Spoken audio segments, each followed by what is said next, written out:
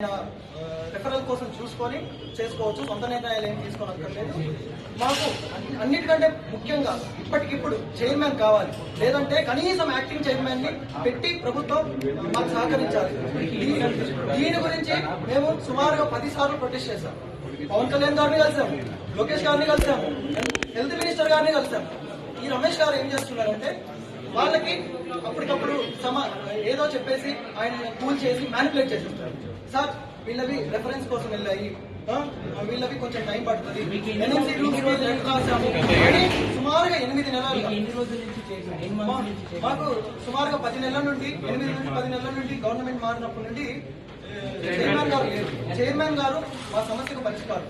ఈయన గారు రమేష్ గారు ఆయన సొంత రూల్స్ కాకుండా దేశంలో మిగతా రాష్ట్రాలు ఏవైతే ఫాలో అవుతున్నాయి ఎన్ఎంసీ రూల్స్, ఆ రూల్స్ అప్లికబుల్ చేసి మాకు పిఆర్ ఇవ్వడం కానీ, ఇంటర్న్షిప్ అలాట్మెంట్ చేయడం కానీ, ముఖ్యంగా ఇప్పుడు కొత్త విద్యార్థులకు బాండింగ్ బ్రేక్ చేయడం కానీ చేయాలి.